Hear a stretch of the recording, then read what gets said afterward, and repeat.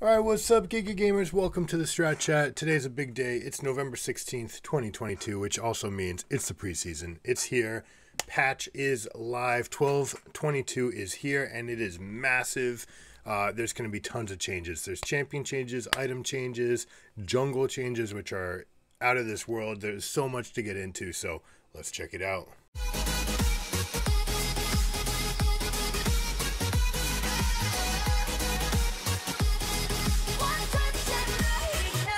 Patch highlights right here. We've got new items. We've got the return of Rod of Ages and Spear of Shojin. Chemtech Drake is back. Jungle Companions. We've got some new skins.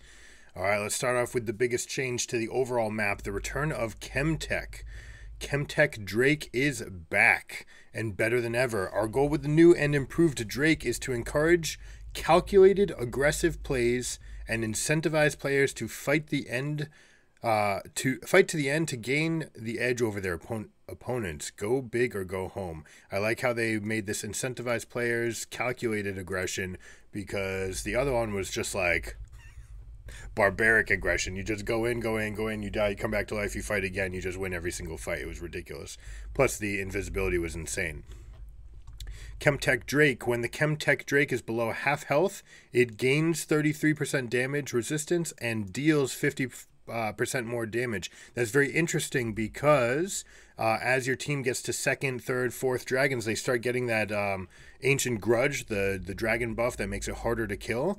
And this, if this adds multiplicatively, then it's going to be very, very difficult to kill that last bit. Will make contesting a dragon late, especially Dragon Soul, very powerful. We'll see how that works out. This Drake will deal 100% total AD and 4% of its target's health as physical damage with each attack. So percent base health, so you can't just straight up tank this. You want to be hitting the full DPS on this. It's probably going to be one that you want to fight over. Chemtech buff. When your team kills a Chemtech Drake, they will gain a stacking buff that grants 5% tenacity and 5% healing and shielding power, so sticking power in fights. Chemtech Soul. Upon receiving the Chemtech Soul, players will receive a buff that gives them 10% damage resistance and 10% more damage while below 50% health. So you just want to get into those fights. It'll make you harder to kill. You'll be dealing damage for longer. Last Stand was already usually the best rune. It's going to get even better when this is the soul. All right, here's the Chemtech Rift. Alongside the new Drake is the new Chemtech Rift. Chemtech Gas, we introduced to the Rift in last year's preseason, was a bit too toxic for good gameplay experience, correct? So we opted to take a more measured approach this year. Now, instead of sitting on the surface, the Zolanite chemicals have seeped their way into the rift, into the soil, mutating the environment and enhancing each of the jungle plants with different effects. Stim fruits. Honey fruits will upgrade into stim fruit and provide the usual health plus a bonus shield in addition to no longer slowing. That means you can just pop it and run straight through. Blast cones will now blast units with their range twice as far when they explode. This is going to change some pathways, so this will be really interesting for jungle mains in particular, but it may open up some avenues in pro play for expanded routes and team fights and traps and things like this. The Firelight Bloom, Scryer's Bloom will upgrade... Scryer's Bloom will upgrade into Firelight's Bloom, which will reveal a small area around the plant when broken, in addition to the usual cone in the opposite direction it was broken from. Huh, okay. Allies tagged will also gain movement speed towards that direction for a short duration, and enemy wards will be taken to 1 health. This is the only thing that they mentioned in the spotlight. This extra space and the effect that it gives movement speed is actually huge. Means that if you control an area, you want to save the bloom until you're about to start the team fight. Jungle changes. Here's one of the big ones. All right, jungle camp changes. We've got a lot of jungle changes to unpack here, so let's jump right into it. Yeah, this is going to be massive. One of the biggest changes you'll notice is that all the camps got their own little durability update. All right, we'll see if they're all different, because they made a change in order to make the jungle more accessible. They just made all the camps the same. They're like, why do mages need to have a better time at blue buff with -10 magic resist and 40 armor, whereas red buff had 40 magic resist and -10 armor? So they made everything 2020 just across the board. They made it slightly worse for junglers. It was a nerf to the role, but it made it very simple for people who got filled. To this day, being auto-filled jungle is still the worst role, and even with the changes that they're about to implement, that's not going to change. Make sure that you have at least a little bit of knowledge about the jungle. Our goals with this update are to make more of an investment for laners to take jungle camps, especially in the early game. Keeping fast clear speeds fast while making slow clearers slightly less slow by shifting jungle DPS into companions and shifting some gold and experience from the jungle itself into the new jungle items. Okay, so that's very interesting, because early camps you're going to want to feed your pet, whereas donating anything to your teammates might not give you the effect you want. It looks like slow clears, like your tanks, are going to be a little bit better. It'll be interesting to see what happens with the Karthuses, Hekrams of the world that can power clear very, very quickly. Also, it might make an effect for champions like Nocturne, whose timer at level 6 is going to be impacted. You know, what time you get 6 matters on champions like that. On the other hand, we actually made Krugs a less durable camp by removing the 2 Krugs that spawned from the Ancient Krug, which should make the camp less of a time sink and allow for more interesting early game jungle pathing. Okay, so it'll be slightly less valuable, but those 2 were only worth 7 gold, and they took a lot of time to kill. That's going to be a huge buff to champions like Shaco that normally had to do like a very precise route to beat this camp and move along quickly. But now you'll be able to just kill the big one with a trap on the ground, or killing like the last quarter of its health, and then it just immediately kill the mini spawns. That will be a big difference. We've also made quite a few adjustments to reduce how effectively both laners and enemy junglers can poach camps. Enemy junglers, wow, they actually put this into live. The own side clearing strength changes are meant to speed up how fast junglers clear their own jungle, while increasing the opportunity cost of invading.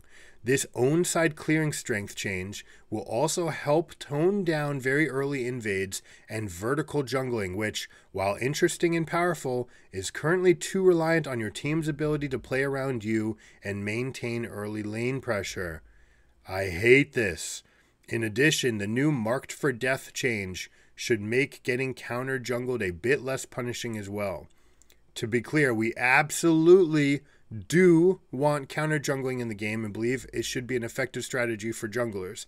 However, the current state of jungling is far too strong and punishing, making it an incredibly miserable experience for those being invaded, which isn't ideal for the role for your new and plebeian players. Sorry, for our new and plebe players. I hate that they made this live. We'll see the details. A lot of people were complaining about this and when it was on PvE, but apparently they thought it's good, so we're going to check it out. And now a paragraph just for our favorite Rift Scuttlers. Scuttle has 2 key issues which we're trying to correct. Breaking its shield was a miserable experience for junglers unable to do so, and champion viability in the jungle was dependent on whether or not your champion could reach Scuttle by 3:15. While we completely removed the former, so no more shields, we shifted the spawn time for Scuttle to 3:30 to help slower junglers take their time clearing, while faster ones can get in a sweet pre-Scuttle gank now. Okay, so the pre-Scuttle gank will be great. Very rare that you'll have champions that can do full clear 6 camp. The Scuttle was not as important as people thought. Ever since the reduction in the golden experience, they haven't been worth as much. The only problem is that there's nothing left to do. But with the 2-minute 15-second respawn timers on your camps, there's nothing left. After you full clear, you can pass through a lane once, then recall, and then you back on your side anyways. Or you could go to Scuttle to mid, and then be a little bit late to your next recall, to your next respawn. So They weren't that good, though. You'd rather get your second Gromp clear than try to pressure for Scuttle Crab. And a lot of people didn't realize this, and so you could get advantages in the jungle. That being said, you could heal for free off of the Scuttle Crab, which gave it its own value. Last big change to discuss is Sustain in the jungle. We're taking the healing power out of Smite. Ooh, okay. And Gromp. Ooh. And spreading it across the jungle with Jungle Companions. When the percent health on hit damage from some camps is factored in, this should result in a jungle where only a few champions finish their clear with low health. Most champions have decent amount of health to work with, and sustain-oriented champions leave very healthy. After all, if every champion could heal like Warwick, there wouldn't be much value in Warwick's innate sustain. Okay, we're going to have to see the details here. Okay, starting off, camp mechanic changes. New, marked for death. When a large monster dies, all small monsters in their camp will be marked for death. After 10 consecutive seconds of not being in combat with a champion, monsters that have been marked for death will die. Okay, so this takes away the counter jungling strat where you just kill the big camp and leave it there, making it a respawn timer that they have to proc and they have to do the work and not get any benefits from. This was especially effective at Krugs, where you could just leave the small Krug there. You could kill the big one, kill its spawn, kill their spawn, but you would leave the other one there.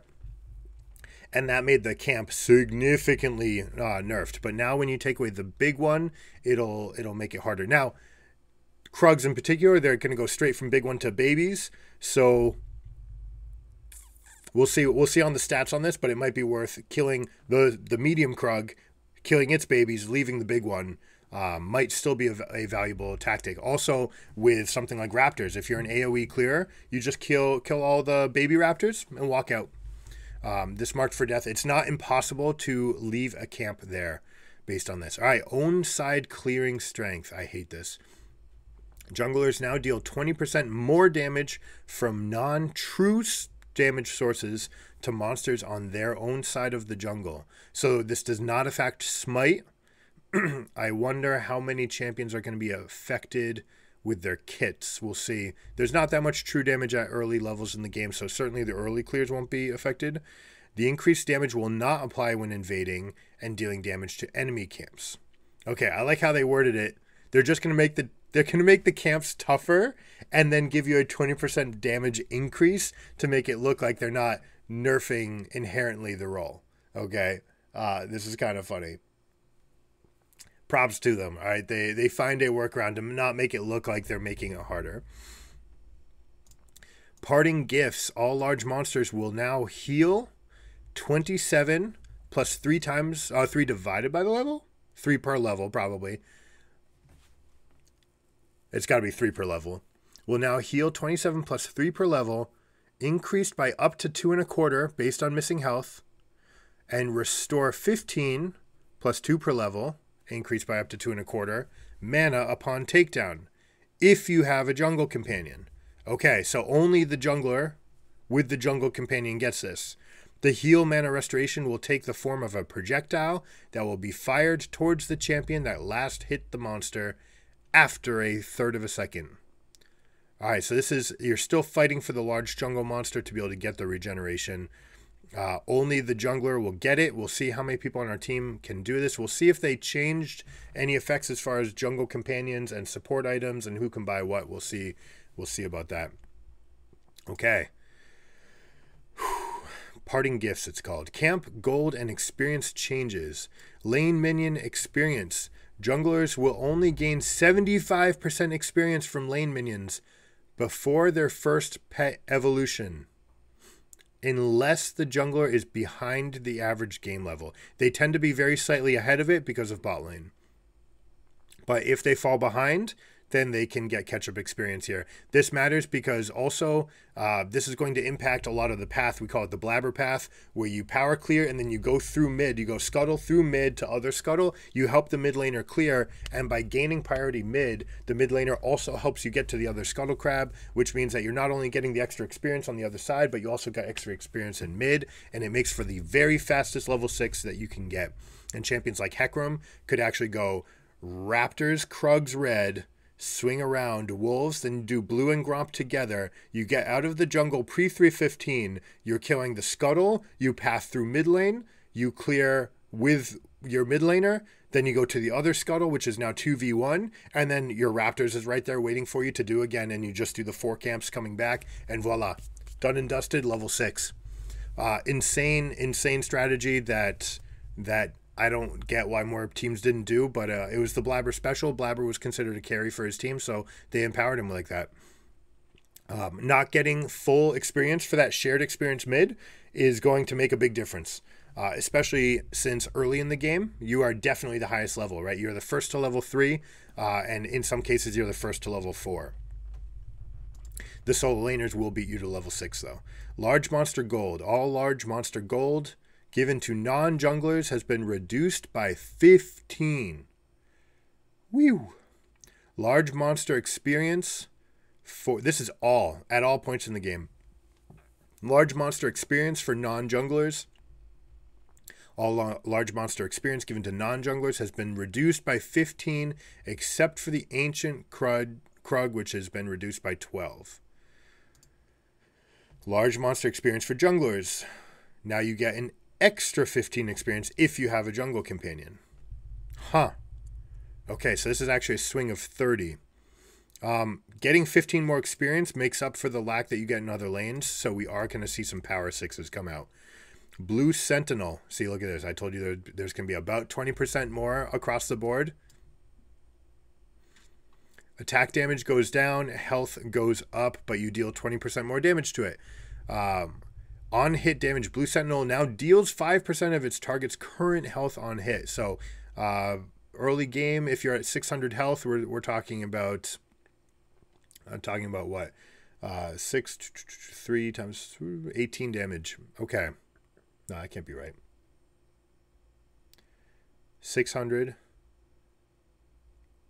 1% would be 6. What would be 6? 30. Okay. 30 extra damage. So it deals a lot more extra damage. But if you're low, you'll be able to stay alive longer. So you experienced junglers will know that you can limit test how low you can stay, especially since every camp is going to give you the heal. You can do a lot of these camps and then kill the jungle the monster for immediate sustain.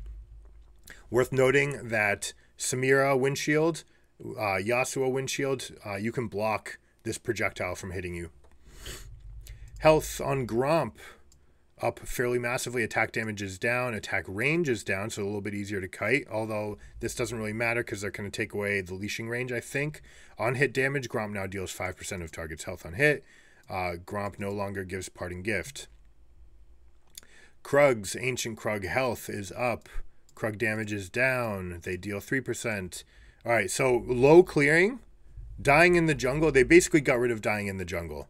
I love this change. All right, so this is what it effectively means. You can go through the jungle and not die. If you were low, you'll be rewarded now for like continuing to fight at 86 health because a lot of its damage has been reduced and added as a percent of max health. And since you're already, or not max health, current health, and since you're already low, this part is going to become negligible.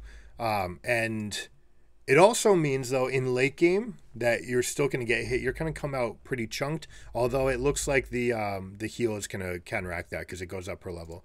Krug health goes up. Death animation spawn time is being reduced. That's a big deal. Ancient Krug no longer spawns 2 Krugs and instead just goes straight to the minis.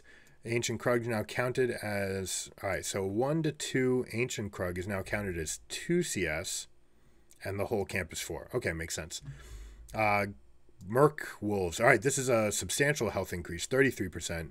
Their damage goes down only by a little bit. The greater Merc Wolf is the one that deals percentage. So also a focus now. And this was another thing. A lot of the camps, the extra damage, you could be penalized if you fought Raptors or Wolves. You were supposed to kill the small ones first.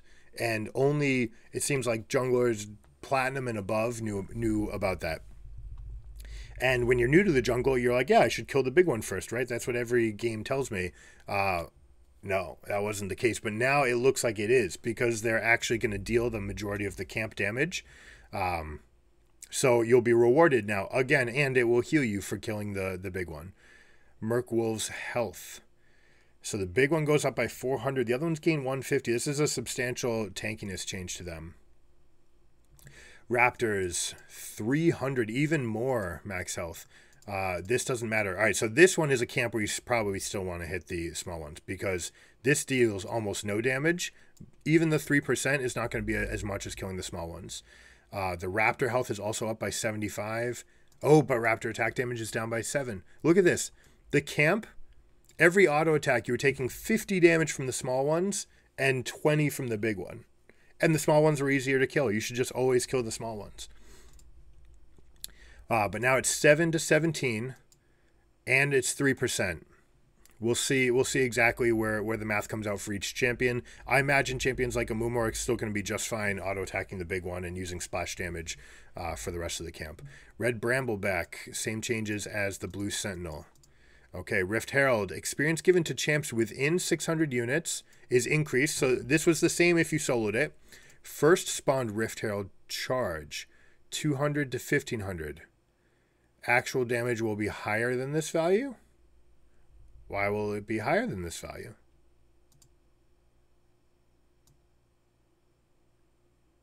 Actual damage done will be higher than this value. So this was a bait. Okay. So 2000. Oh, I got you. It's the charge when you cast it. First spawned. No, I wouldn't call it spawned Rift Herald. First pop of Eye of the Herald. So it used to do a base amount of 2000 plus a percentage of its health. Now it's 1500 plus a percentage of its health. So you can still get the 2-plate play, but you're going to have to get it basically all the way down to probably under 2000 now. If we do the math, it's probably like 1900. So this will change it. You used to be able to execute turrets at 2200 health. Now I think you're going to have to go all the way down. Actually, you know what? It might be all the way down to like 1700. We'll have to test this out. Spawn time. Rift Scuttle is at 330. The health is up by 500, and it no longer has a shield. Okay. All right, this is what everyone's been waiting for. The Jungle Companions. This is their basic form, and this is the evolved form. Arctic Fox, Fire Fang, and Evil Gromp. I don't know. Toadzilla. Jungle Companions. It's dangerous to go into the jungle alone, so take one of these Jungle Companions. Traditional jungle items will now be replaced by adorable, feisty, and all-around wholesome companions. If you bring Smite, you'll have the option to purchase Moss Stomper, Scorchclaw, or Gustwalker. In egg form at the beginning of the game. They'll grow and evolve as you progress in the game by getting attacks from a monster... stacks from monster and champion takedowns, so make sure to give them lots of treats, stacks in love. In an effort to conserve the Rift ecosystem, we strongly recommend that our furry and scaly friends and Smite be kept in the jungle. In an effort to conserve the Rift ecosystem, we strongly recommend... Okay, well, this means it's going to have some, like, don't buy it in the side lane penalties, but let's see what those actually are. Wow, this is a section. Okay. Champion attacks. Companion attacks. Companion attacks will now deal 20 plus 4% bonus HP, plus 15% AP, plus 10% AD, and will attack at a rate of 1 attack per second. That's faster than your attack, by the way. After their owner has stopped attacking, they will attack 2 more times, then stop. This is important, so that if you're kiting, there's still going to be a mechanic where it will continue attacking. You can kite, and it'll attack for basically that hit and another hit, so 1 more second while you're kiting. Then you need to hit again so that it doesn't lose its time attacking. We'll see exactly how the mechanics on this work. Companions will heal their owner for 70% of the above number every time they attack. So it's based on this number at 70%, not actual damage dealt. So if you're scaling with AP, it's not going to attack any faster. I don't think there's going to be ways to buff it, but if you have extra AP, like let's say you're a Nashor's Tooth Clear, then this is going to have significantly extra damage that it deals. It'll be fascinating to see how this works out. It'll also be fascinating to see if things like Divine Sunderer will apply to this damage. It should. Damaging a camp from a distance will cause companions to leap toward the camp, dealing the same amount of damage. Okay, so yeah, basically when you hit it over a wall, like you're a Moo and you're flying bandage toss over the wall to hit the next camp, the thing will come with you. Companion mana regeneration. Companions will provide their owners with an increase to mana regeneration equal to percentages of your missing mana.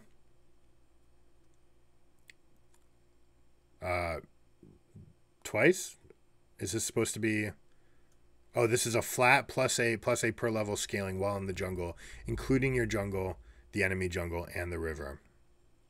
Okay, so this has been in the game for a while. If you are a jungler, pass your blue buff. You don't need it. You literally just get full mana by existing in the jungle. There is no champion in the game that can run themselves out of mana except for Karthus if he keeps his Eon at all times. Right? You need to actually make a choice to want to be out of mana to actually get out of mana in the jungle. It just doesn't happen. You regenerate so quickly. Stop taking blue buffs. Pass them off. Give them to people who have energy, who have mana, who have cooldowns. Boom. Give it to them.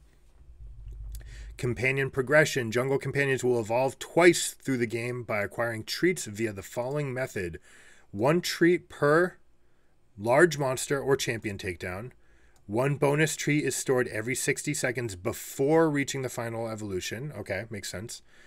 So you're going to want to use these. 1 bonus treat is stored every 90 seconds after reaching the final evolution form. Why are you getting treats afterwards? When a large monster is killed with bonus treats available, players will receive 2 treats and 50 bonus gold. Huh?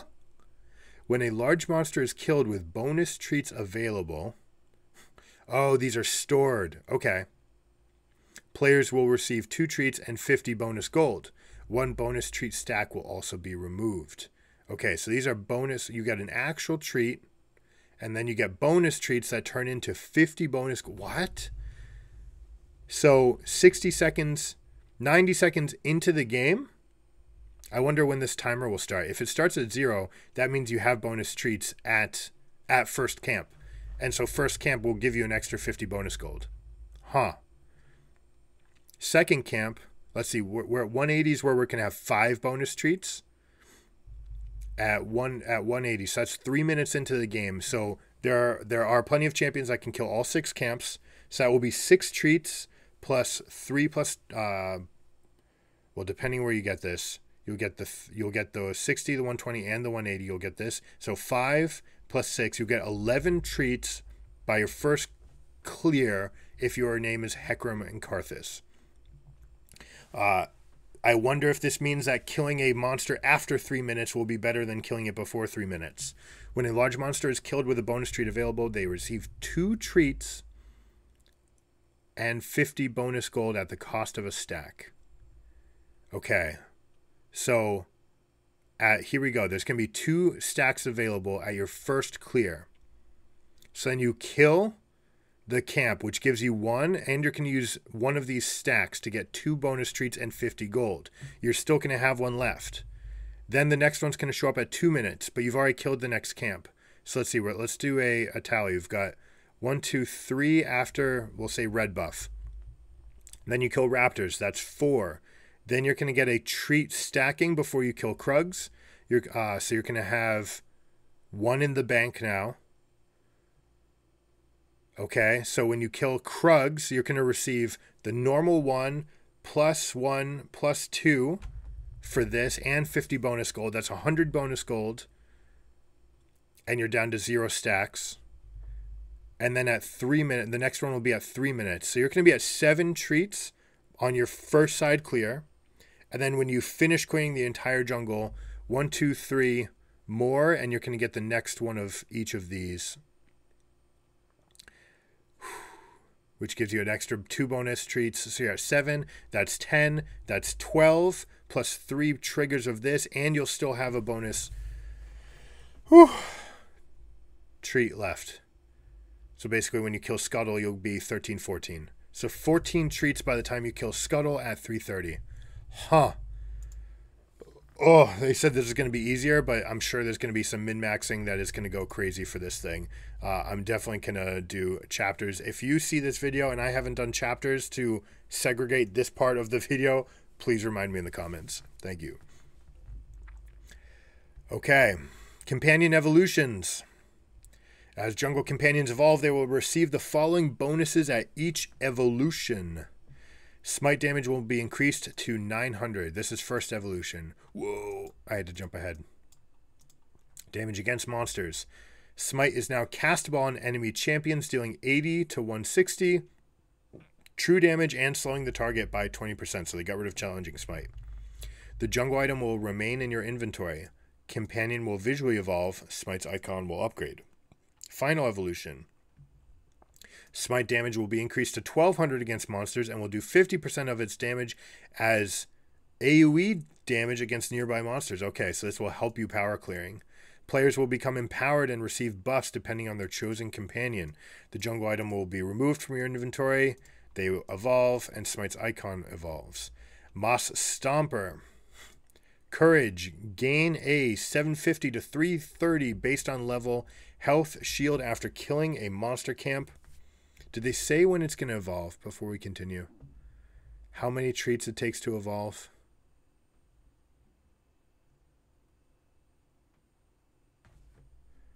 I'll have to come back. Moss Stomper's Courage. Gain based on level. Shield after killing a monster camp or after 10 seconds out of combat. Alright, so you're basically going to be full health the entire game. Because you're going to clear a camp, which gives you a shield. And then you kill the next camp, it gives you a shield, and then the shield remains indefinitely. If you're a power clear, you can actually stack these. Probably not. It'll probably make it so you can't stack.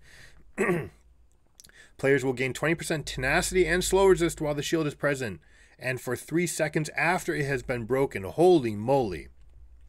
What?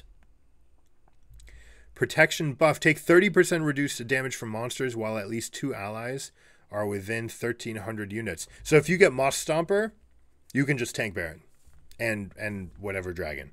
No problem. Holy crud. That is huge. Scorch Claw. Scorch Claw's slash. Scorch Claw will accumulate Ember stacks at a rate of 3 stacks per half second or 100 stacks upon killing a large monster. Add 100 Ember stacks. Your next instance of damage against an enemy champion will slow all enemies in a 250 unit radius by 30%, decaying, and deal burn damage equal to 5% of the target's maximum health in true damage over 4 seconds to the primary target. Your next instance of damage against an enemy champion. So whoever it hits first will also get burned. They will also be slowed. Huh. Oh, they all get the protection buff. Okay. So all of them can, everybody can tank Baron. We'll see if Baron got increased damage so that your top laners can't kill it. I don't like this nearly as much as this. It's very aggressive. Something like Karthus might really want Scorch Claw. It's not actually adding AP, but it is adding the extra 5% damage, but it's only happening to one person. And it's 1% over, each second, 1.25. 5% of the target's maximum health in true damage over 4 seconds. But that's only after you kill a camp. So you kill a camp, boom, you gank, you get a burst. So this will be really good for your early game jungler, your early game ganking jungler. The problem is we'll see when these evolve. This is probably huge for something like Nocturne. You ult, you hit somebody, they are immediately slowed, which means you hit your tether on your fear. Almost definitely going to be the best one on him. Plus the extra 5% damage. Gustwalker. Gustwalker's Gate gain 45% bonus move speed when entering a brush that decays over 2 seconds after leaving the brush. This is increased to 60% for 2 seconds after killing a large monster. So clear speed. You're just going to fly through camps. That's a big deal. You're flying through everywhere. You kill a camp, you immediately start moving faster. Champions like Rengar are going to be able to get a little bit further out before they have to jump. Ivern can walk through his bushes. He's going to like this. The question is whether or not he wants it more than he wants the slow, for example. He already has a slow. We'll see. Not everyone's thinking about Ivern, but I know a certain Ivern main. This is fascinating. Okay. So extra move speed when entering a brush. That's it. So you kill a camp. Wait, this says killing. What about freeing? What about freeing? Ivern? We'll see. If he frees a camp, what's going to happen? Leashing range. All right, another big change. In an effort to make the jungle more welcoming to players unfamiliar with the role, we'll be adding visual leashing indicators that will show how far camps can be pulled before their patience starts diminishing. We're also decreasing the distance camps can be pulled, so no more having to stand on the perfect pixel to clear 2 camps at once in order to hyper-optimize your clears. This will be fascinating, whether or not you can still clear Gromp and blue buff at the same time. I can almost guarantee that you will not be able to do Raptors in red, but those other two were very close together. We'll see if anyone can do it. Gromp can stay. The thing is, the leashing radius is based on where you're standing, not where the monster is. So even if Gromp is inside its own radius and trying to attack you while you're in blue's radius, Gromp will start losing patience and will leave, as long as that hasn't changed. Soft resets. After losing all patience, instead of fully resetting, the monster will soft reset for 6 seconds. While soft resetting, the monster will path toward its camp center, regenerate 6% of its max health per second, and will ignore attackers outside of its leash range. Attacking a monster while the attacker is within its leash range will end the soft reset. That's good. So no more like feels bad moments. And restore some patience. After these 6 seconds have passed without the monster being attacked, the monster will hard reset, ignore all attackers, rapidly heal, and go to its original position. Soft versus hard reset speed. They will move more slowly while soft resetting. Okay, makes sense. Patience is key. Monsters will not lose patience for 1.5 seconds after being attacked by a champion within the leash radius. So you can hit it, and you can still move away from your camp as you're killing it, right? It's not going to start soft resetting right away. And that will be like the patience too. You're still going to have the patience window. So you're going to be able to kite it away from it towards the next camp. So there is still going to be some jungle optimization. You're just going to have to do it much later, where you're not double killing 2 camps. You're just going to move blue over to Gromp and start Gromp and then kill them both together is almost definitely how this is going to work. Camps will now begin to regenerate lost patience after 2 seconds of being back within their leash range. Small monster patience. Small monsters will match the patience of their respective large monster as long as it is alive and within 700 range. So if you take Syndra and pull out the thing, then they might get upset. That is a massive change. All right, yeah, there's no way you can put these camps together. Krugs, 650 from 900. Merkwolves, wow. No longer, you can't pull it through mid lane. Raptors, it's going to be a really tight window. Red Brambleback. Rift Herald. Rift Herald, they kept pretty long. Okay, so you can still pull this one out of the pit. But it looks like all the other ones, it's going to be a learning process. Recommended pathing. Start off your first clear on the wrong foot can be quite punishing for junglers, especially when the opponent knows exactly how to optimize their clear straight from the first gank. In order to make this clear less punishing for newer or off-roll junglers, we're adding first clear pathing recommendations. These recommendations will be shown on your minimap and above camps visually, indicating the recommended order of your first clear. These first clear paths were determined by gathering data from high-skilled players. This is going to take Diamond 2 and above, and it's just going to take the average path that the champion plays. So if you pick something off meta, I bet it's going to give you something stock. But who knows? What happens if you take Galio into the jungle? Something that people could have been playing. It's not awful. It's doable. We'll see what happens with the changes, but like if no one else plays Galio, I wonder if it's going to give you any Galio information. Pathing recommendations are based on win percentage and will be updated each patch. It's worth noting that your first clear order will always be situational depending on team comps and lane jungle matchups. This is not meant to replace the skills and knowledge needed to be an optimal first clear, but more so intended to help those less familiar with the role. Whew! All right, we finished the jungle. Oh my goodness. And there's still so much testing to be done. New communication tools. Hello, look at this ping window. So the original 4 are there, and it looks like we have bait, we have all in, we have hold position. I don't know what this one is. How are we going to differentiate the vision ping? It's probably going to be the vision ping here.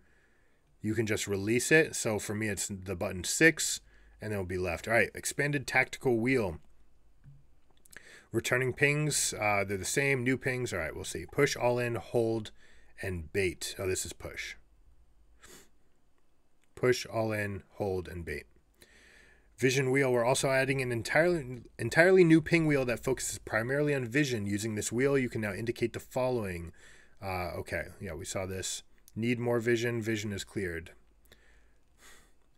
The need vision ping will leave a small persistent indicator for a minute or until a ward is placed nearby. You may only have one of these indicators active at any given time. Pinging again will replace the previous one. Okay. That's going to be need vision, I think. We'll see. Clockwise. Clockwise. From left to right. Okay. Vision cleared. Enemy vision. Need vision. The caution ping, which exists outside of the ping wheel system, is staying the same with the same updated visuals. Okay, so that's by default, I think that's V ping. Objective planning. Getting your team on board with taking an objective can be difficult, and having everyone ping simultaneously can get very confusing very quickly. We're introducing a new voting system that will appear when objectives are pinged that works similarly to a surrender vote. Now all players can vote and indicate whether or not they'd like to take or contest that objective. The jungler's vote will be counted as 2 votes, and a total of 4 votes for or against will be considered aligned. Our hope is that this helps teams better plan around global objectives together, because sometimes the team call is better than the right call. Always better. This is great. And also, as shout out to Surrender, who has marked this as the anti-surrender vote. When your team throws up a surrender vote, you can counter by pinging one of the objectives. Actually, apparently, we'll see if it's 2 are being pinged at the same time. I wonder if you can hit turrets. Immediately throw up a here, which way should we go? And ping towards a side. And then you can be like, hey, but instead of FFing, we can instead win. If we do this, right? Like, here's our path towards winning, instead of trying to get out. Unfortunately, I don't know how people are going to use this. I feel like it's going to empower people. They're like, no, see, I voted no. Like, it's no. But jungler ping is worth 2. That's a big deal. The question is whether or not this can hit on turrets. I'm going to try this immediately. So let's see. Do we have I almost need a checklist. Here we go. I'm going to start the checklist right here. Pinging turrets for objective votes. We've got companion testing, jungle clearing. Whew, it's tough. We got a lot of stuff to work on. Vision system updates, allied ward tracking. While there are currently ways to see how many wards you have out on the map, there isn't a quick way to check which wards are closest to expiring. Are we finally going to get a number tracker? We're introducing a new ward visuals on the map that will indicate when wards are close to expiring. Allied ward minimap icons will now change appearance when they reach a third of their remaining duration. All right, great. Enemy ward timers. It can be hard to keep track of every single ward that gets placed on the map, and even harder to successfully communicate that information to your teammates. Now, if you use a vision ping near an enemy ward that you've seen within the past 10 seconds, or just attack it, a perfectly accurate ward timer that is always visible to all teammates will appear until the ward is removed or expires. Now, all right, so this is great, absolutely fantastic change. They should do this for ultimates. They should do this for summoner spells, right? Syndra casts her ultimate. Syndra teleports or flashes, and you should be able to ping any of them at the moment it's happening, and your team should get that information as well. No reason why not to. One thing that'll be interesting, until the ward is removed or expires, what if the person placing it moves it? Will the game know? Hey, like, yeah, you don't need to worry about this ward anymore. That will give you information that the jungler is just emptied their clip somewhere else. So hopefully it doesn't do that. We shall see. Ward expiration. Ability recommendations. Gosh, they're playing the game for us. In a continuous effort to make League of Legends more welcoming for newer players, we are adding in-game ability level up recommendations. These visual indicators will appear once you level up and highlight which ability is typically leveled by players at each level. This information will be updated with each patch. All right, you know what? It's great. It's great. I do want to encourage new players coming. Absolutely, all the time. We love new players. Sometimes, though, champion mastery, there's a lot of nuance to it. And this information might be kind of misleading. I bet 8 times out of 10 it's probably just good. But sometimes you don't know if, like, Hecarim taking Q at level 3 or E at level 3 is because he's continuing to camp and power farm, or is he going to fight and gank, and that's the reason he took E or Q. So if the game tells you to go E and then you stay in your jungle, you're making a mistake. Whereas if the game tells you to go Q and you gank with no E, I suppose you wouldn't try to gank. But I don't know. Hopefully the situations where it's bad are nuanced and very far between. Top lane oriented updates, lane, gold, and experience changes. Apparently they thought top wasn't good enough. I think they're ridiculous. I think top was the strongest lane. As you saw across worlds and every tournament, top laners could dominate games, and it's already abysmal being a bot laner. The changes to teleport were primo for marksman. All right, the fact that they can't just dive on you, behind you, TPing behind you is a wonderful change. All right, yes, it's wonderful. But top laners are still crushing. They already had the most access to the most gold, and they were tied with mid lane for levels. Let's see what this says. We'll also be making some adjustments to help top laners scale better relative to other lanes and hit those key item and level breakpoints faster relative to mid and bot. TLDR, mid and top are getting a bit more XP, bot duo is getting a bit less, and mid is getting a bit less gold. All right, so the question is whether or not it's bot or it's the duo. Let's see.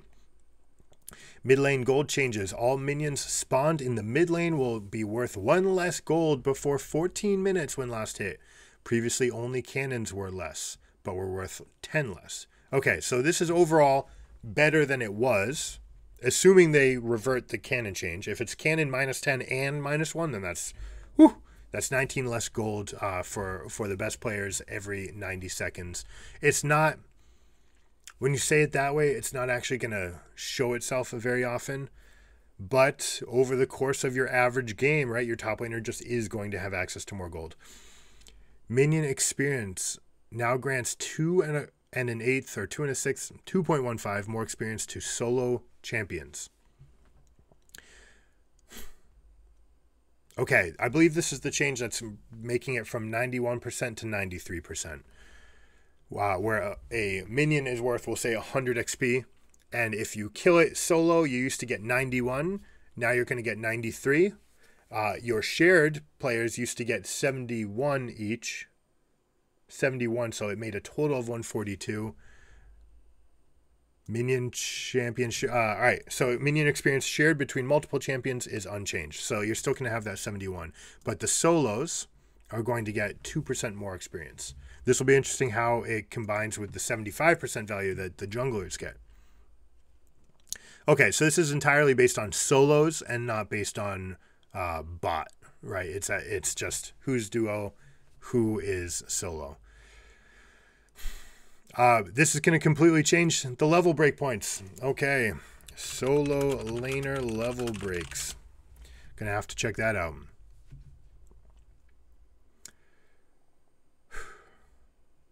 New and updated items. I had to take a deep breath there. When we introduced mythic items and item updates, we designed them to be first item purchases. No, you didn't. You thought you did, and you tried, maybe, but that's not the way the mythic passives worked. You didn't make them any better. They just looked like they should be better. Anyways, we'll see if they actually change that. To design them to be first item purchases that defined the playstyle of your build. As we've seen all of you test hundreds of thousands of build variations, we've revisited our mythic item philosophy and now believe that these items don't always have to be first item rushes.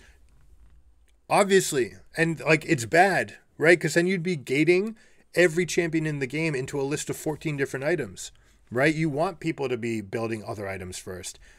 The mythic passive doesn't really kick in until it doesn't kick in at all until you have 2 items.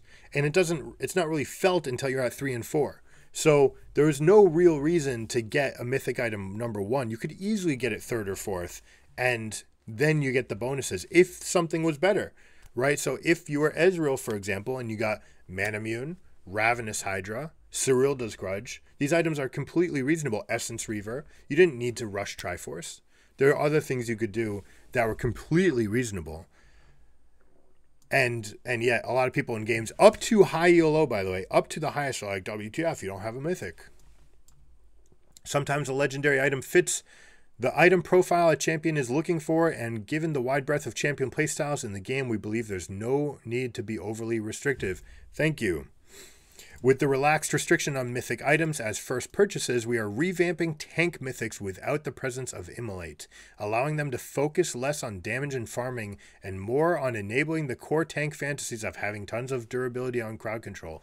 Thank you. Balmy Cinder was kind of garbage. It allowed you to push waves, which sometimes was bad, but your mythic, which you relied on for extra stats, also like forced certain playstyles, and you became a damage threat, which you need to. Like, a tank has a cannon, right? The tank is not a tank, it's just a meat wad.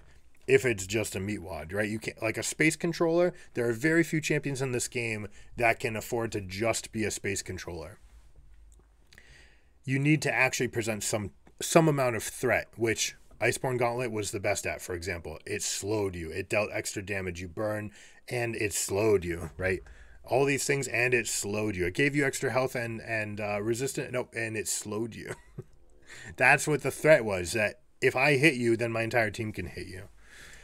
To this end, we'll be introducing 3 new mythic tank items, as well as reworking Frostfire Gauntlet back to its former frosty glory. Cassante, rejoice. Iceborne Gauntlet. Turbo Chemtech and Sunfire Cape will be moving to the legendary item space and have their effects simplified. Finally, we'll be making some smaller changes to a few other tank items to ensure they have the tools they need in this new world, including the return of an old friend for mages and tanks alike. Hello, Rod of Ages. We loved you. We missed you. Jock Show the Protean. This seems like it should be a champion, not an item. Become an unkillable monstrosity over the course of a fight. Gold cost 300 with very basic stats. Ability haste. This looks a lot like your existing Sunfire. Aegis of the Legion, Kindle Gem Ruby Crystal that's going to have a large amount of finishing items. So let's see, that's 1200. Oh no, that's not so bad. Aegis is the gator though. This is specifically Aegis of the Legion is not a good or fun item to build first, so you're probably not going to want the Protean as your first item, just because the build path is going to be kind of clunky, unless your name is Cassante. Then he loves building this item. Passive, Voidborn Resilience. For each second in champion combat, gain a stack, granting 2 armor and MR, up to 8 max. 8 max armor and MR, or 8 max stacks? Probably 8 max stacks. At max stacks, become empowered, instantly draining enemies around you for 3% of your max health, reduced to 30% against minions and monsters, and increasing your resists by 10% until end of combat. Very interesting that they have to put this caveat in. Just being in combat, so wave to wave matters, right? You can actually start pushing your waves by draining. It says drain. Does that mean like you're dealing them damage, or are you gaining this health? And increasing your resist. Grant all other legendary items 5 armor and magic resist. The Unspoken Parasite, the Ornn upgrade. Okay, these are going to be 1,000 stats more. Radiant Virtue. Become a shining light and lead charge as a beacon of hope for your allies. Exact same stats. Exact same build path. The passive is going to give other items 100 health. Whoop-de-doo. Upon casting your ultimate, you transcend, increasing your max health by 10% for 9 seconds. Ooh. At about 3,000 health, which is like an average amount, you're going to go up by 300. It's like having 2 ruby crystals. While transcended, you and allies within 1200 range. 1200 range is fairly big. Gain 15 non-ultimate ability haste and heal for 1% of your max health every 3 seconds.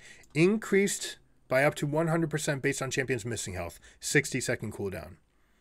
Wow. Okay, so it's going to match up with your ultimate. So item haste, there will be some optimization as far as item haste and cooldown on ultimate haste. Scion, rejoice.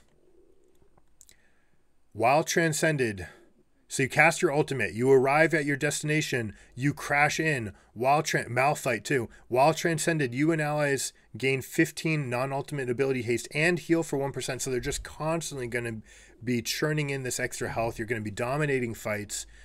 Plus you've got the extra stats. It's interesting that it's only actually healing. It's not dealing extra damage.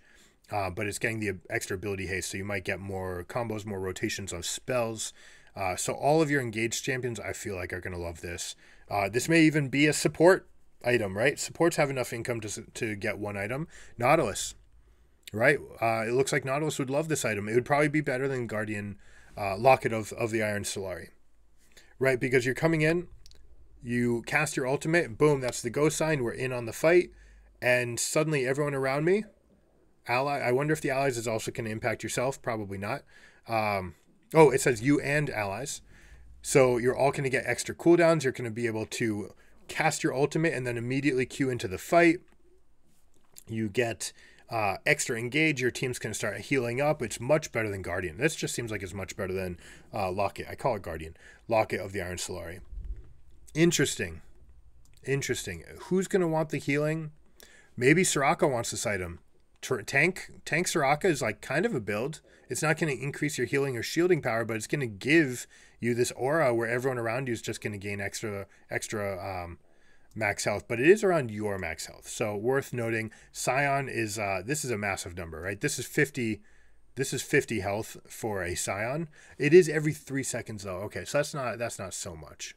That's like 16 health a second. Huh. Okay, interesting. Primordial Dawn is the Ornn upgrade. Heart Steel. Grow into a Goliath that towers over foes and pummels the opposition. Wait, 3,200. The other ones were 3,000. Okay. 3,200. More health. Health regen. Ability haste. So you're going just health. Not going for the resistances. Colossal Consumption. Charge up a powerful attack against champions over 3 seconds while within 700 range. So this is like a demolish proc. The charged attack deals 125 plus 6% of your max health as bonus physical damage. That's 300 damage for a Scion. And grants you 10% of that amount as permanent max health. So every 3 seconds as Scion, you're going to just gain more. Huh? Wow. Okay. Shen, rejoice. Anyone who scales off of max health, rejoice. Tom Kent, rejoice. Huh? 3 seconds while within 700 range. So basically, if they're a ranged champion, they can hit you. The charged attack deals 125 plus 6%. So even if you're at 3,000 health,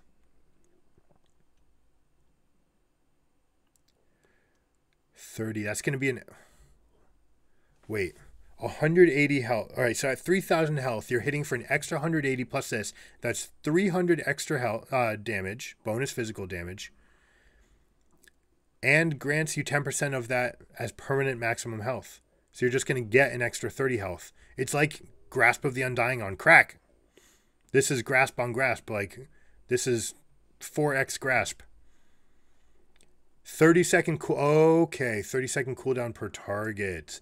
Okay. All right, I was getting kind of worried here. That 2 top lane, Shen versus Scion in the top lane. They rush Heartsteel. They just start cracking at each other. They rush this item, and then they just start stacking. It's still going to be the case. You can go with item cooldown, all right? Red Tree is fine for Shen. Hail of Blades is a good item. You can get Ingenious Hunter, and you can go Boots and and Cosmic Insight so that you get the maximum amount of item haste, and then start stacking this. I think that's probably what I have to do. You know, that's worth a message. Shen Heartsteel item CD. There you go. That's going to be a big one. Woo! Leviathan. That's funny. They brought Leviathan back. This is an item, antiquated item, basically the old Force of Nature. Or an upgrade, all health regen. I mean, this is fantastic for someone like Shen. Absolutely amazing. It gives them that extra damage. They're already going Grasp. It's already in their playstyle. It's letting them get bigger. They've got max health scaling.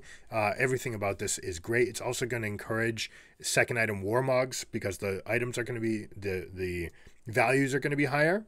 The mana regen is going to be a higher percent. We're going to go through this.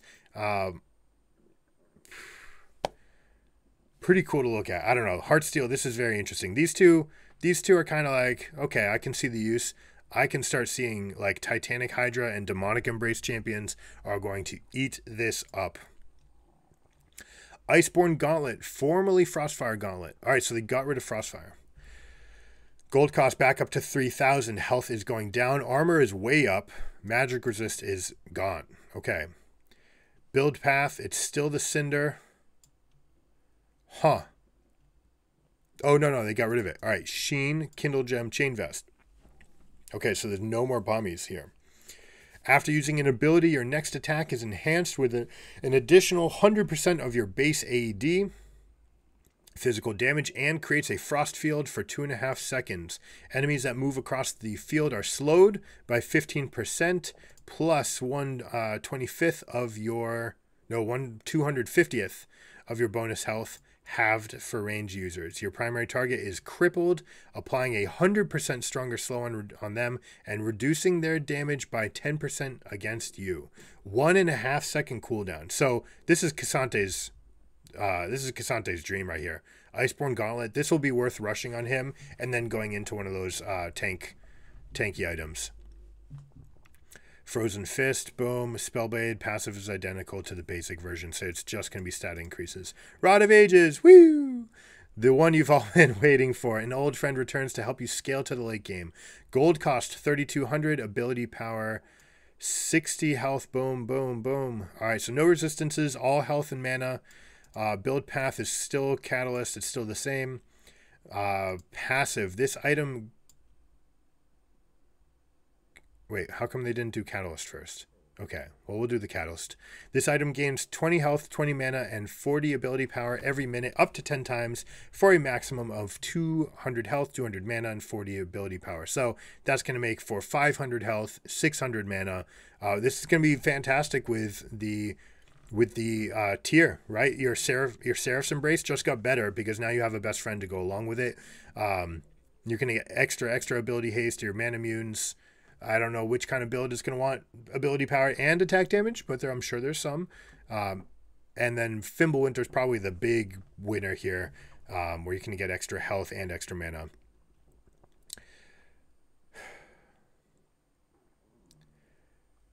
Upon reaching max stacks, gain a level and all effects of Eternity are increased by 50%.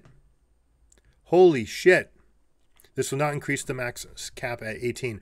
All right, is this going to just, like, if you're at 99%, level 15 and 99%, will it just pop you to 16 and 0%, or will it go 16 and 99%? Like, will it keep your radial progression, your percent progression towards the next level? If so, then getting this first, not necessary, because the extra level will be a massive bonus. But if it's just going to bump you up immediately, then getting this right away is just going to be good. Like, boom, all right, zoom you up. It's going to be great helping you to get from 15 to 16 in particular. So third item, the weird thing is if you buy it third, we'll see. We'll see what it does. We can't know further until we test it. Unique passive, Eternity, restore mana equal to 8% of pre-mitigation damage taken from champions, and health equal to 20% of mana spent. up to 15 health per cast. Toggled abilities can only heal for up to 15 a second, so this is good for a Mumu. For every 250 health or mana restored this way, gain 25% decaying move speed. Huh. Okay. Every time that you gain some extra stats. All right, so a Mumu in the jungle loves something like this. Karthus loves something like this. Karthus loves this. Extra levels, getting towards 16. He's constantly using his mana, and he wants to dive into fights, so now he's got something just makes him bigger in every single way. Seems fantastic. Oh, it is a mythic. Okay, grants all other legendary items 5 ability haste. They gave us the worst one. Okay, it makes sense. It's already giving you the other things. I wish they had treated it like Trinity Force, and it said every other legendary item gives you 10 health, 10 mana, and 5 movement speed. Like, that would have been great. I was hoping. Catalyst of Eons, returning alongside Rod of Ages. So this is the Builder, 1100. So let's see, 150. So it's 1.5, 600 worth of rubies. And 500 worth of this, so 900. So it's not stat effective. Unique passive, restore, but it's giving you the passive. All right, so it'll be totally reasonable to get this early. Someone like Cassidy might be very, very happy. Abyssal Mask is a niche item that has struggled to find its way into builds, even though it's been one of the winningest for multiple different champions, but people just don't want to build it because it's not present. It's not out of sight, out of mind. People aren't playing it. It's out of meta, so you don't think to put it on something like Rammus, but it's absolutely fantastic on Shen and Rammus. Returning Catalyst and its Eternity passive should make it a solid option. Okay, so it's not mythic. All right. Gold cost up to 3,000. Big nerf. Mana. It gains magic resist. Ability haste is the same. Build path. Instead of Spectre's Cow, or instead of Kindle Gem, it's now going into Catalyst, which is a big improvement for most champions. Not as good for Shen. Big nerf for Shen, actually. Increasing the mana. Although, right, it's not going to be that much worse. You're getting... Well, yeah, it is, because you're not going to be able to use the Eternity passive at all. Eternity, yeah, it's the same thing. Up to 15 health cat, yeah, exactly. You're not going to be able to do this with energy. That's too bad. Unmake, curse nearby enemy champions, reducing their magic resist by 5 plus a scaling. Max 25 for each cursed enemy. Gain 9 magic resist. It used to be like a thing. It just built up. But all right, being in the middle of the fight. Gain 9 magic resist. So you can gain up to 45 if you're in the very middle of a fight. You can reducing magic resist. Boom. Okay. You can still take a lot based on your bonus health. If you're at 3,000, this number is 36. 36 plus the 5. Huh. So you can reduce. Oh, no, max 25. Okay. So at 2,000 health, you're getting this maximum effect. So 25 health, reduction on them, and you can gain up to 45. Reducing 25 magic resist made this the very best pen item. It was better than something like Shadow Flame. You just got Abyssal Mask, and it would reduce their resistance for champions like Amumu, like Rammus. Randuin's Omen. Randuin's critical damage reduction being tied to the active has led to a less satisfying, yes, and less reliable version, yes, of the item. We're returning the reduction to its passive, the active to its longer slow while retaining rock solid. Okay, so more expensive, but you're losing armor big time, and losing abilities haste because now it's out of Giant's Belt.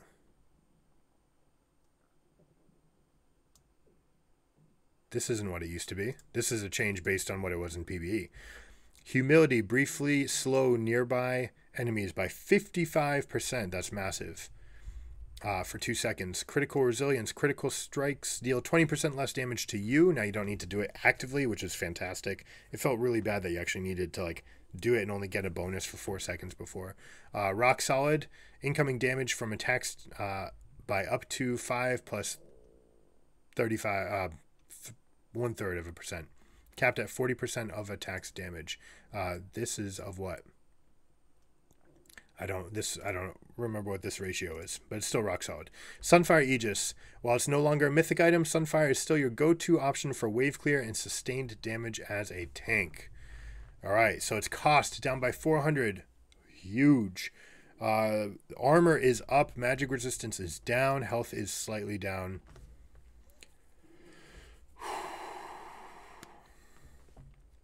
Ability haste gone. Now it's just Balmy Cinder and Chain Vest. No Flame Touch.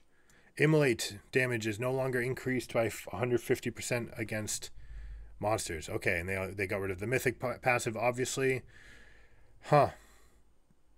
Your go-to wave clear. All right, so basically the same. It looks very similar to other items that have existed. Turbo Chemtech. Down by 400.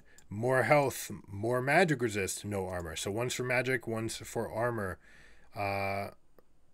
Refuel passive has been removed. This is the one that gave you extra damage based on your move speed.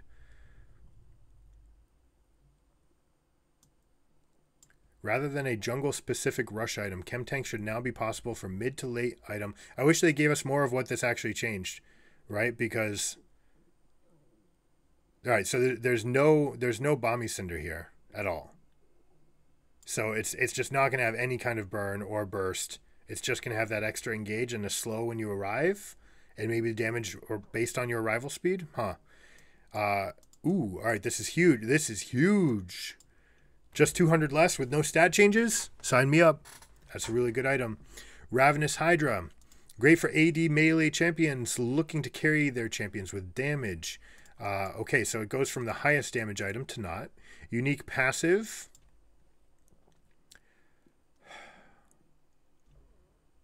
(60 to 12) based on distance. Now it's 60 to 30 based on whether or not you're ranged. Okay, so if you're further away, if you're Gangplank, for example, and you parlay, you're still going to get 60% cleave, period, and not have to deal with the reduction in the distance. Even champions like Aurelia, just being slightly further away as they were hitting, were getting less cleave. This is something that was not intuitive. All right, so now you're just getting a flat 60 if you're a melee. That's great. Unique passive. Carnivorous. Gain 0.6 of an AD and 0.1 Omnivamp on minion kills. Increased to twice that amount for champions, large epic monsters, and siege minions. Stacks up to 24 AD, so 40 stacks. Lose half of these stacks on death. Huh. Okay, interesting. Interesting. 24 AD, so this can become a 90 attack damage item. That seems really good. That seems really good. Ravenous Hydra was already very underappreciated.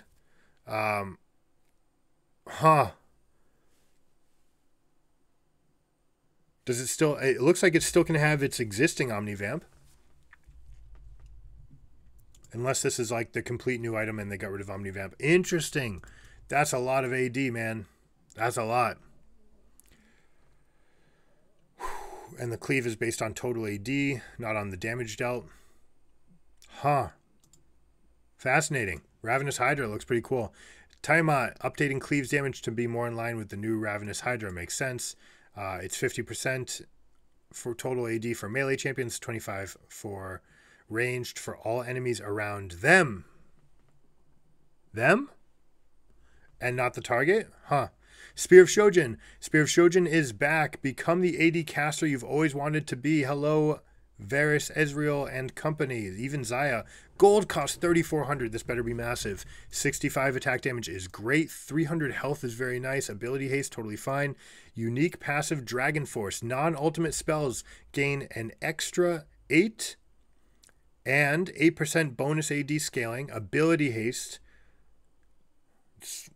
for melee champions and 6 for ranged champions. Reduced to 4 and 3 for spells with immobilizing effects. Okay, so you can't chain CC someone to death. Okay. So all your non-ultimate spells just get this. So is this really good for Udyr? Unique passive. Exigency. Gain up to 15% melee, 10% range. Move speed based on your missing health. maxed out at 33%. Build path is BF, Kindle Gem, and Caulfields. Okay. Huh. There's going to be a lot of implications for this brand new item. I mean, it's going to be wide open changes. Champions that don't have an ultimate, like Jace, might absolutely love this. Jace, I think it's still going to count as his ultimate. But Udyr, for example, boom, everyone. Every one of his spells is just going to get a bonus. He's getting the full benefit, including Bear Stance is still going to be able to get the 4% ability haste. That might make for an interesting change in tempo of your spells, where if you cast an E, you have to wait slightly longer for other spells. But that's just for immobilizing, so not for slowing. You should be able to perma-slow champions. I don't think that someone like a Nasus is going to want this, although it's possible.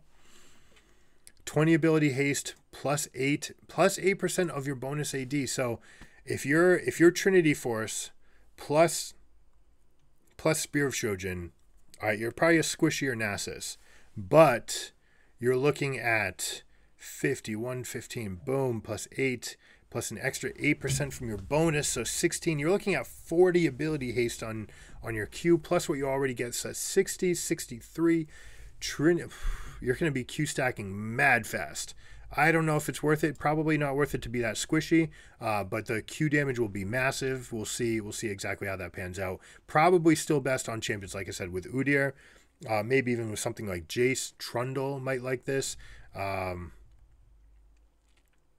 It doesn't give mana, so you can still be something like Lee Sin.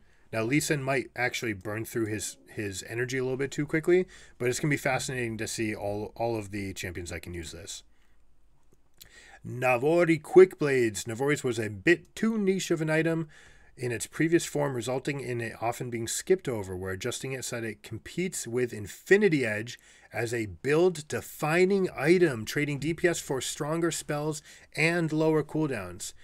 It cannot be built with Ginsu's Rageblade or Infinity Edge. All right, so it's going to be its own unique thing. Ability haste down by 10. Transcendence.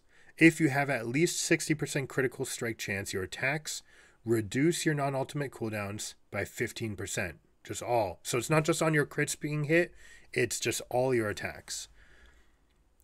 Impermanence. Your abilities deal up to 20% increased damage based on your critical strike chance. Okay. Does Gangplank like this? Do you replace Eye Edge? Now, Gangplank also gets on-hit values. It's treated like an attack, so you might actually like this. But Navori Quick Blades, is there going to be a critical strike Ezreal build now? Right? Like, if you go Essence Reaver. Huh. I'm looking at some champions like Graves too. Essence Reaver, Collector into Navori. Your abilities are going to deal significantly more damage. It's going to be 12% probably at that point. And it will be mathematically correct, I'm sure, to buy Crit Cloak immediately after you get this. If you finish Quick Blades, just buy Crit Cloaks. You can even buy Quick Blades second and then get 2 Crit Cloaks to get yourself up to the bonus. Probably just correct to buy all the Crit Cloaks. It's going to be fascinating. We'll have to see all these champions. All these champions that can use it. All right, champions. Cho'Gath, our damage increased. Good. With the increased damage coming to Smite this patch, we're buffing up Cho'Gath's Feast execute damage in order to keep it competitive with Smite. Don't let Cho near your barons. Damage to non-champions has been increased by 200 damage. Okay. Lilia changed from range to melee. Base health decreased. Health growth increased. Passive healing versus champions increased. Changing Lilia to a melee champion to be more intuitive with how she attacks. We expect this to be a slight buff, so we're preemptively nerfing her passive. Alright, so she basically attacks at a very low range. It's basically just... It's like it's slightly less than Thresh and slightly more than Aurelia. So they're just calling it melee. I wonder if they'll do the same with Thresh. Base health going down by 20. Health growth going up by 1. Alright, so it's It's worse, but it's not no big deal. Healing versus champions. What? Being melee. Being melee. What are the changes? Oh, it's going to just affect all of the things that she does, right? The items that she buys that have increased effectiveness, especially something like Frostfire Gauntlet, which is probably going to be really good because she spams spells. She wants to be tanky and she wants to slow people. So maybe Frostfire has just like shown up as a thing. You want to slow people by more. Therefore, you get this. Question whether or not Rylai's is just better. But we'll see the different builds. Healing versus champions. You used to heal based on the ticks, all the things that was coming up. You're just getting extra damage. Based on level, based on AP. Linear scaling, 60 to 120. Uses a stat growth multiplier. Okay. All right, so a slight nerf to the healing. I wonder if this is going to affect her top lane builds in particular. This makes Grasp a lot stronger on her in her laning phase. So all of the runes basically are stronger. Conqueror stacks much better. That's interesting. Nunu and Will-Up, Q damage to non-champions increased. Same change before. True damage is going to go up by 60. That's just a flat, huge buff and a massive at the highest levels. This is so that you can compete with the new Smite, which is also 1200. Remember that this also has an amplifier. 60 damage at level 1. This is a big difference. It also matters because this used to be a large chunk of how Nunu got through his first camp.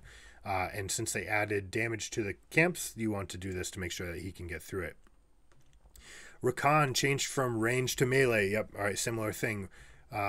He's just melee. That's just a buff. Huh. They didn't change any other stats. They just call him melee. Interesting. So all of the effects that have better effects for melees versus ranged characters. Great. Summoner spells Smite. Updating Smite's damage to correspond to the amount of stacks your jungle companion has accumulated. Smite damage.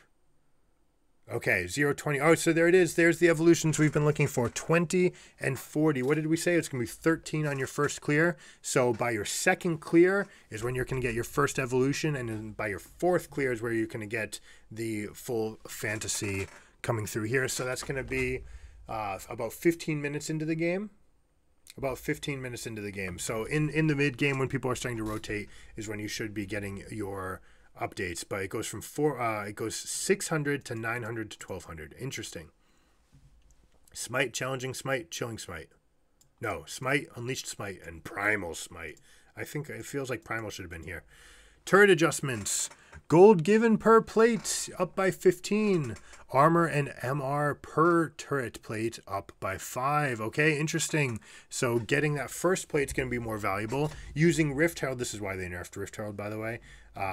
Rift Herald is going to be a little bit more crux, right? You're going to get an extra 15, 30 gold off of that play. So maybe up to 45. Huh, interesting. The extra durability means the Herald charge is going to be that much more impactful as well. ARAM. We're going to talk about ARAM and the fact that it's Clash in another video. We're going to save that. This one's been long enough. But you basically get a lot of tenacity on your squishier champions. Champion base stat cleanup. Base AD, HP, mana, and MR mana growth rounded to the nearest 1. There's a lot of champions that had something like 1.4 or 2.4. This is going to cause a massive shift. All right, so they're trying to clean things up, and yet every champion had something like, and gains 3.7 AD per level. Well, now that's going to be 4. So just every champion that was at 3.6 or 7 or 8 is getting buffed, whereas the champion that had a 3.4 is getting brought down significantly. Those two champions that used to be a decimal point away are now going to be a full AD growth. That's going to create massive changes in win rates. Oh, no, here it is. All right, that's base AD. Okay. Whew, thank goodness. Whew. These values are going to be rounded to the nearest 20th and attack speed to the nearest 200th. Okay. Dodged a bullet there. All right. Behavioral systems. Long-awaited upgrade to the league's text evaluation services we discussed earlier this year being released with this patch. For a long time, we've recognized disruptive chat in League of Legends, but haven't been able to target it as effectively as we wanted to because of the challenge of separating disruptive chat from well-meaning chat, especially chat which is marginally disruptive. With our new system, we can more effectively identify the nuance between more egregious chat and less severe, but still inappropriate. Okay. With these improvements, we are expecting an increase of disruptive detection of over 20x. As a result of the significant increase in detection and penalties, we will be carefully monitoring the new systems to ensure their accuracy. Penalty ladders will be upgraded accordingly to match the new severity tiers we can detect. Players who are chat restricted will no longer be able to send any messages. DMs will still be available. When adding party members using the plus button, recently honored. Okay. Competitive changes. AFK surrender time. This isn't for competitive. They're talking about pro leagues. Currently, if a player is AFK after the time the remake window passes, you need to wait until 10 minutes before your team is allowed to call for a unanimous early surrender. In line with our previous updates, we want to give the teams the agency to end the game when competitive integrity has been impacted. No more dead zones. Okay. Champ select anonymity. Oh no. As we discussed in this article, we think the best version of League is not the one where you metagame based on the players in your lobby. We also want to avoid using someone else's win or a loss streak playing a different champion to force a dodge or pressure others to dodge when your setup doesn't meet the perfect conditions. Okay, it's probably a net benefit. I'll be honest, this change people are going to hate because a lot of people rely on this. It's going to force people to spend that time actually thinking critically about how their game is going to manifest, how their playstyle should affect that game, and what changes they should make. So probably this is just a benefit. Allies are friends. In ranked solo duo champion select, all summoner names that aren't yours or your duo partners will be replaced by ally 1 through 5. Game remakes. Okay, don't care. Eternal Series 2 is finally here. The new series in... I don't like this because it like wipes what you did previously, right? With Series 2 comes a few additional changes. Players can gain a third chevron for their mastery emotes once they pass 15 total. Oh, it's for the mastery emotes. Okay, cool. Mythic content. Mythic shop is changing. We've got Prestige Star Guardian Nico wasn't the best. Neither was Jack. Jax is actually pretty good. Mythic Chroma Galaxy Slayer Zed was great. Leaving the shop will be Bewitching Misfortune, and okay, cool. This Mythic Chroma for High Noon Senna was so good. I think they'll probably leave it for a day. They tend to show this and then be like, hey, like get it now. You've got till the end of the day. I bet tomorrow is when they're going to put in the rest of the skins and the changes. Season End Awards. The Summoner's Rift ranked season ended on the 14th, so hopefully we all reached our ranked goals, and if not, better luck next year. End of season ranked rewards will be distributed to all players by December 14th. More details can be found at the player support page here.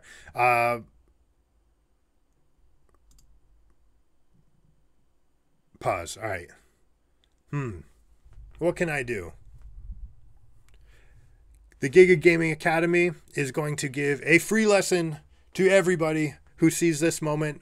The code is going to be Season 2023, and it's going to be a fresh start. All right, so Season 2023, I'll put it in the description below. If you came and you watched this video this far, you should be rewarded. Thanks so much for supporting the channel. You're going to get a free lesson if you want it. Just come by. I'll put it in. We'll get 1 hour lessons. I'll put in a code, Season 2023, that'll work at gigagamingacademy.com. Check it out. Hope to see you guys all there. Bug fixes. Now, unfortunately, bug fixes sometimes are, they put them here even though they really are just patches. Fixed. All right, so that's chat. Doesn't matter. Rebuying Night Harvester after selling it would cause it to become non-functional. We don't want that. Sterk's gauge, where if damage was inflicted that was greater than Lifeline's shield, then the shield would do nothing. This happened in the World Championship. Literally at Worlds, and DRX might not even be represented if this happens. If Top Esports wins that game in that showdown, right? You're talking about the base race that happened, and who was it? Was it Viper? Viper's lifeline shield did not go off to a Karthus ultimate and therefore could not end the game. And was it Deft that won on the other side? I forget the exact players involved, but Mauve Malmortius did nothing to stop the Karthus damage. It was game changing. They didn't catch it, or if they did, yeah, I think the live chat was "Where's my shield?"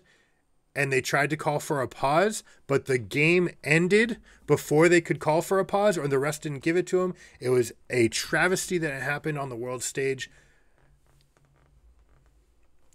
This wasn't a bug, by the way. It wasn't like I mean, you can say it was a bug, but it was happening every time. It wasn't something that was just occasional. This should be just listed as a buff to the item. I don't know. It's working as intended. This is a massive change. And we saw it on the world stage, like how massive it could actually be. Fixed a bug where Syndra's E will appear as its own unit in the enemy's death recap. Okay. Few inconsistencies to the tooltips. Don't care. Tooltips do not display the passive shields, mana, and level scaling. That was important. Fixed a bug that caused Callista's W passive indicator to be barely visible depending on the camera's position. Huh, never saw that. Fixed a bug that would sometimes cause the last ticks of Zack's R to sometimes do no damage. That's massive. Fixed a bug that was causing Silas to steal Cassante R recast if he was in all-out form. I wonder what the recast would do. Did it just give you like all those stats back? That's fascinating. So now you always gain all out. Fixed a bug where Cassante could sell and rebuy his items to greatly reduce his gray HP threshold. What? Oh my goodness. If this is what people were using to get that stacking win, then that's a big problem. Fixed a bug where that's an exploit. If people are doing that on purpose, like, in my opinion, ban them. Fixed a bug where some champions' VFX would persist for a period of time after being released from Tom Kench's R. This was super annoying. Glad it's gone. Fixed a bug for Callista where killing a unit while casting Rend would cause Rend's cooldown to reset. Huh? Isn't this what you wanted it to do? Interesting. We'll see if that's this might be a huge negative impact on her. Fixed a bug that would cause Kindred's marking passive to be audible through Fog of War. Yeah, you don't want that. Fixed a bug where Syndra's E could move unstoppable units like the Herald. That's a big bonus, or big nerf. Fixed a bug that would sometimes cause the client to freeze if clicking on specific items in the collections tab. Interesting. Fixed a bug where Cassante R would not remove Dr. Mundo's passive shield, spell shield. Huh. Specifically, this is supposed to stun, root, and then do the thing, so it should have worked where it removes the shield and still moves him.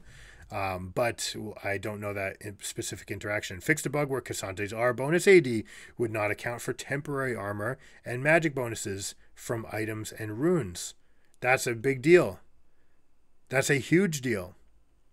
So is it just that the extra AD was not accounting for it, or were you actually still keeping your conditioning bonuses while you were in all-out form? If so, then that's absolutely massive. Fixed a bug where Pantheon would be locked out of casting spells for a few frames after his R ended. This has happened. That's a big difference. That's a huge buff to him. Fixed a bug where Cassante E would not. I like how they're alternating Cassante and Syndra things, like, and Callista. They're sprinkling to not make it look like one champion was bugged out of existence. But look at how many of these things say Cassante and Callista. Fixed a bug where Cassante's E would not cancel his recall if he was currently channeling his back. Interesting. Fixed a bug where Callista's spear would be temporarily displaced on top of her when she used her Q. Fixed a bug where Cassante could redirect and extend his W knockback distance with flash. Huh. Redirect. Because it was always positional. I wonder if you flash to the other side, it would come backwards. Okay, either way, it's gone. I tried to W flash and couldn't do it, so I'm interested what could be done. Fixed a bug where rapid fire cannon could extend Rengar's leap range during his ultimate. Why wouldn't it? It's increasing his attack range. I guess the leap has its own thing. Okay. Fixed a bug where Master Yi's Alpha Strike could sometimes cause jungle monsters to attack him but deal no damage. Huh. Fixed a bug. That's a That's a big deal, because if their animation goes on cooldown, then he takes less damage coming out of it. That caused Rel's R to deal 1 less pulse of damage. That's a big deal. Fixed a bug that caused Ari's orb to stay with Viego after he ended possession. That's good. Fixed a bug that caused Cassante's E to not proc Spellblade effects. Big deal as well. Fixed a bug smaller sized champions could slip between the gaps of Maokai's R. They said they addressed this, and now they're just getting rid of it. But basically someone like a Nidalee, that when she was in Panther form, Cougar form, she could become narrow, and the tendrils would just kind of run right by her if she ran between them. And that's not intended to be the case. They were supposed to be interlocked, boom, boom, boom. There's not supposed to be any free space there, which in turn might make it so that it's going to be easier to block things for your teammates. We'll see how that works out. Fixed a bug that caused Viego to repeatedly play Spirit Guard's Q sound effects. I saw that and it sucked. Fixed a bug where enabling auto attack would sometimes cancel channeled abilities. Huh. Upcoming skins and chromas, we got the Space Groove. I'm going to be a fan of Space Groove, not going to lie. Everything that we play is going to be on script here. We've got Teemo included, and Tarek, and Nami. Ornn, weird. Okay, kind of dig it. Space Groove Lissandra, Gragas, Twisted Fate, and Prestige Space Groove Nami. And Victorious Sejuani. That's going to look cool because she's got the mount. The following chromas will be released. Galaxy Slayer Z. Wait, what? He already had chromas. What is this? This one's known as one of his best ones. Space Groove, all these things. Love it. So that's it. Woo! You made it. There's the patch highlights. You made it. If you made it this far, I appreciate you guys. It's going to be crazy. There's a lot of things to go into. It's going to be the Wild West. It's going to be months. Stay with us. Check in on the channel. We're going to be looking for all of the game-breaking changes. Which champions are going to be massive to play. Keep an eye on the channel and come back soon. We'll see you soon. And again, check out the website, gigagamingacademy.com, and get your free lesson. All right? Catch you next time. Peace.